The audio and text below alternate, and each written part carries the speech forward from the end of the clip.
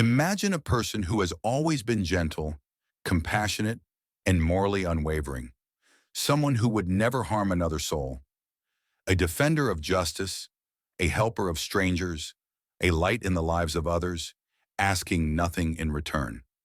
Now imagine that same person slowly, almost imperceptibly, becoming unrecognizable, capable of cruelty, deception, even destruction. How does this happen? What force twists the good into something monstrous?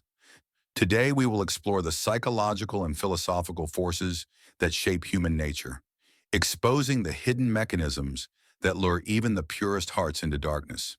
And the final revelation, the truth at the core of it all, will change forever the way you see human beings. This is not abstract theory. It matters because it concerns all of us. You might believe you are immune, that no circumstance could ever make you betray your principles, that you could never fall as others have. But history, science, and experience whisper a harsher truth. The frightening reality is this: under the right conditions, anyone, no matter how kind, how just, how strong in conviction, can become the very thing they once despised. Psychologist Philip Zimbardo, through the infamous Stanford prison experiment, revealed how ordinary people, when placed in certain roles and environments, commit acts of cruelty they never imagined. His findings, alongside Stanley Milgram's obedience experiments, expose a chilling fact. Our morality is far more fragile than we like to believe. And here lies the most terrifying part. Most people do not notice the transformation until it is already too late. So what are the forces that drive this descent? What invisible currents slowly erode goodness, replacing it with something darker? That is what we must uncover. The answers are unsettling, perhaps even disturbing, but essential, because only by understanding the process can we resist it, in ourselves and in those we love. The first force is the slow erosion of moral boundaries. This does not happen in a single moment. It begins with tiny compromises, subtle justifications, small betrayals of one's own values. A person tells themselves, "It's just a little thing. It doesn't matter." But once the first line is crossed, the second becomes easier, and then easier still. This is the slippery slope effect. A well-meaning person bends the rules for a good reason, tells a small lie to protect someone, or excuses a minor wrong because it was necessary. At first, these choices seem harmless, but each step reshapes identity. What was once unthinkable becomes tolerable. What was intolerable becomes normal. And then, the descent accelerates. The second force is obedience to authority. Stanley Milgram's famous experiments in the 1960s revealed how ordinary people, simply instructed by an authority figure, delivered what they believed were painful electric shocks to others, even when they thought they were inflicting severe harm. The conclusion was chilling. People do not need to be malicious to do harm. They only need to believe they are just following orders. They silence their conscience, convincing themselves they have no choice. And in doing so, they surrender their morality to authority. But it does not end there. Another force is the pull of group identity. When people give themselves completely to a group, be it political, religious, social, or ideological, they begin to see those outside it as the other. And when that division takes root, a dangerous shift unfolds. History overflows with examples of ordinary men and women who committed horrors because they were persuaded their enemies were less than human. Dehumanization is perhaps the most powerful weapon in this transformation. It numbs empathy. It allows cruelty to masquerade as duty, as justice, even as virtue. Think about history. Think about the countless atrocities carried out not by villains who knew they were evil, but by people who once saw themselves as good, moral, even righteous. They did not wake one morning and decide to become monsters. Their descent was gradual, fueled by small compromises, blind obedience, and the corrosive division of us versus them. And so the most unsettling question arises: could it happen to you? Under the right pressures, in the right circumstances, could you become something you never believed possible? The answer is not simple, and in the next stage we must go deeper, into the psychology of self-justification, the illusion of righteousness, and the most dangerous step of all. Because the most shocking truth is still ahead. One of the darkest forces in this transformation is self-justification. Human beings almost never see themselves as villains. Even when committing cruelty, they create narratives that preserve the illusion of goodness.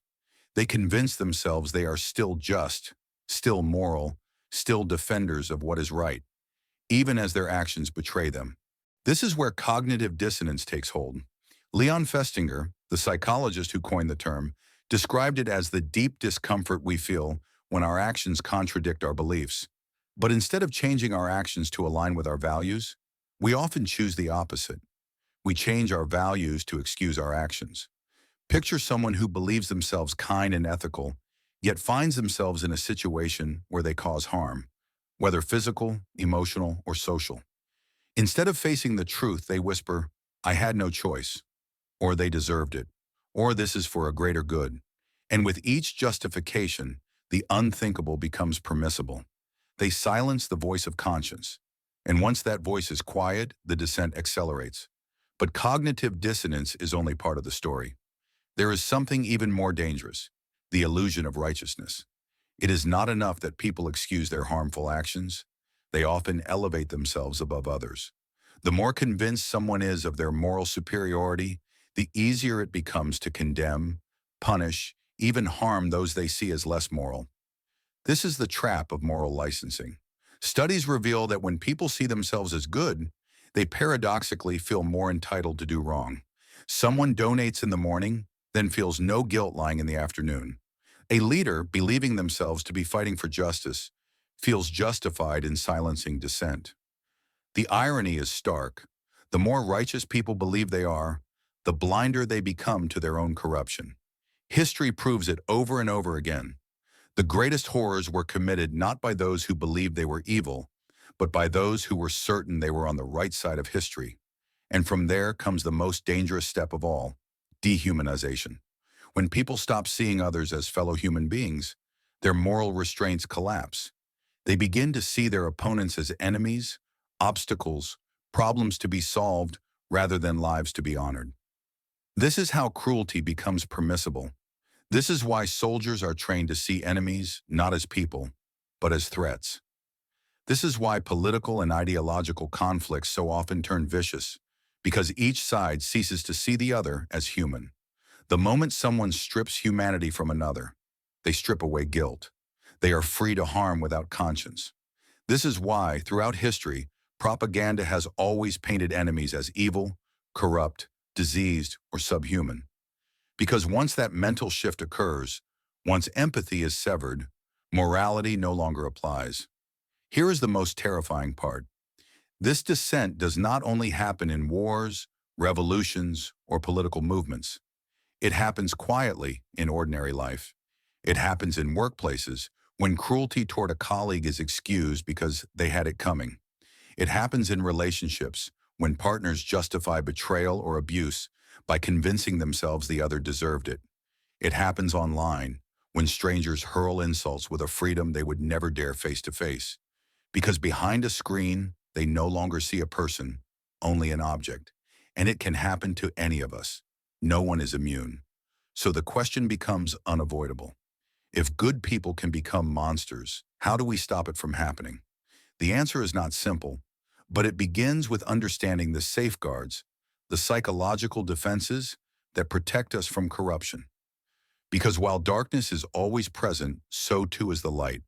If the path downward is real, then the path upward must be learned.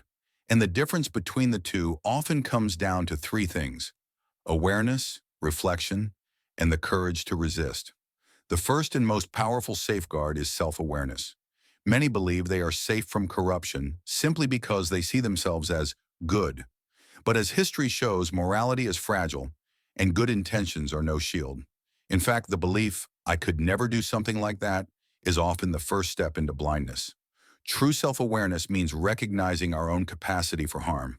It means facing the uncomfortable truth that under the right pressures, under the right circumstances, we too could cross lines we swore we never would. Only when we accept this can we prepare to resist it. Reflection is one of the strongest tools for building this awareness. It means regularly questioning ourselves, asking, "Am I justifying something now that I once knew was wrong?" Am I treating someone as less because they are different from me? Am I allowing authority or the pull of a group to decide my sense of right and wrong? If someone else were doing what I'm doing now, would I judge it acceptable? These questions are uncomfortable, but they are necessary because they expose the subtle ways we excuse harm when it benefits us. Yet awareness alone is not enough. We must also have the strength to act on it. This is where moral courage enters. It is easy to live by principles when the cost is nothing. But real moral courage is tested when standing for what is right brings loss. Loss of comfort, of safety, of reputation. History is filled with examples of those who failed this test. People who stayed silent while injustice reigned, who conformed because resistance was difficult. But it is also filled with those who stood firm, individuals who refused to bend, who chose integrity over comfort, who resisted when the world demanded compliance. Psychologists have studied what sets such people apart. One of the key factors is a strong internal moral compass, anchored not in external approval, but in deeply held values. And that compass is not built in moments of crisis. It is strengthened in the everyday choices to practice small acts of integrity. Because each time we compromise on the little things, we make it easier to compromise on the great ones. And then comes the third safeguard, empathy. Most of the forces that drag people into cruelty rely on numbing empathy, on making the other seem alien, distant, less than human. But empathy cuts through these illusions. When we pause to see others as they are, fragile, struggling, fearful, human, it becomes far harder to justify harming them. Empathy restores the truth that ideology and power try to erase, that every face we encounter is as human as our own. Studies show that even the briefest moments of connection, hearing someone's story, seeing their humanity, learning their pain, can cut through prejudice and dissolve hostility. But perhaps the most important lesson is this: corruption is not a single act. It is not one decision, one fall from grace. It is a process, a slow erosion, built on small compromises, minor betrayals, and gradual shifts in thought, which means resisting it is also a process. It demands vigilance, reflection, and above all, the courage to act when it matters most. And now we arrive at the final, most dangerous truth, the force beneath every transformation we have explored, the reason why good people become monsters, the truth that will change forever how you see human nature. That truth is this: the environment is stronger than the individual. It is not only weakness or flaw within a person that corrupts, it is the world around them, the systems they live in, the culture they breathe, the influences they absorb. These are the forces that shape who they become. No one is born good or evil. We are shaped, molded, guided by the conditions around us. And when those conditions normalize cruelty, division, or moral compromise, even the best among us can be led astray. This is what psychologist Philip Zimbardo called the Lucifer effect. His research revealed that under the right conditions, ordinary men and women commit extraordinary evil, not because they are inherently bad, but because their environment warped their sense of right and wrong. And it happens everywhere. In a workplace where dishonesty is tolerated, corruption spreads like wildfire. In a society that normalizes prejudice, discrimination feels justified. In a culture that glorifies aggression, compassion is dismissed as weakness. This is why no one can afford complacency. It is not enough to believe we are good people. We must actively shape the environments we live in. We must surround ourselves with those who call us higher, who challenge us to act with integrity, who hold us accountable when we stray. Because just as the wrong environment can corrupt, the right one can strengthen. But here lies the final unsettling question. If the environment has such power, if external forces shape who we are, then how much of ourselves is truly ours? The answer is both frightening and liberating. We cannot always control the world, but we can control our response to it. We can choose awareness over denial, courage over conformity, empathy over indifference. We can resist the small compromises that decay morality. We can ask the hard questions, confront harmful norms, and refuse to let the world decide who we become. And above all, we must remember this: The battle between good and evil is not fought only out there in the world. It is fought within us, in every choice we make, every day we live. The philosopher Alexander Solzhenitsyn once wrote, "The line dividing good and evil cuts through the heart of every human being. That is the ultimate truth. There are no pure monsters, no flawless saints. There are only people, shaped by their choices, by their environments, and by their willingness to face the darkness within." So ask yourself, who are you becoming? Are your choices strengthening your integrity or weakening it? Are you shaping your environment, or is it shaping you? Because in the end, the difference between a good person and a monster is not destiny. It is not fate. It is choice. And that choice is yours every single day. Thanks for looking.